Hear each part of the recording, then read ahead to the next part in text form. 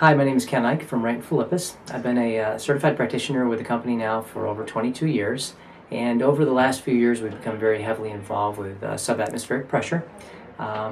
We've experienced or used most of the different systems out there, and over the last few months we have become involved with the Edison. I've put it on a few patients of mine and had some really interesting results. Both patients were very successful users with their existing instruments. And both had a different perspective with the Edison. One felt really relieved when in a sitting position. She always used to feel like the other instrument under vacuum didn't allow her to bend her knee the way that she wanted and things like that. So she immediately said that she liked the technology and she liked using it.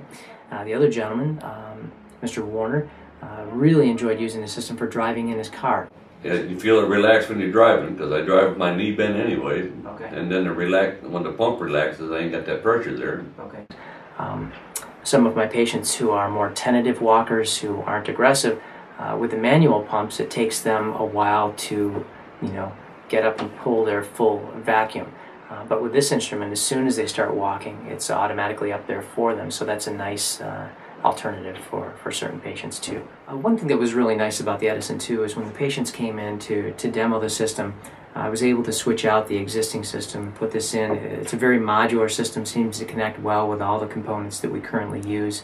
And it also, as far as weight goes, is not heavier. Sometimes when you think of an automated system with battery power and all the electronics that are involved, you would perceive something to be significantly heavier, but it's definitely not. It's right in line with the other systems that are currently available. Another alternative that was really nice was being able to adjust the patient's vacuum levels. What we can do, I've got you connected to the laptop here, so what I'm going to do is go in to your custom settings, and right now your high activity is set at about 17, your medium is at 10, and your low activity is at 7. What I'm going to do is take that medium setting and I'm going to raise it up to about 14. I'm also going to take your low setting and go from 7 up to about 9. What that's going to do is give you a little bit higher vacuum both while you're sitting and then also while you're ambulating too. Okay, we'll update now, and it's just as easy as that.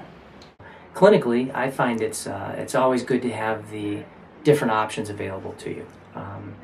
Where this instrument may have a certain application with certain patients, there may be other instruments that are more appropriate, but it's always nice to have different options, and the Edison, from what I've seen, is definitely a viable option. For me clinically, it's also neat to be able to, when the patient comes in, take a look at the history. And it looks as though the history here, your seal quality every single day is at the optimal level. And with this, if there was something wrong with the pump or something wrong with your sleeve or any part of the system, we'd be able to analyze that right there on that particular screen. So it looks like everything is exactly where you're at.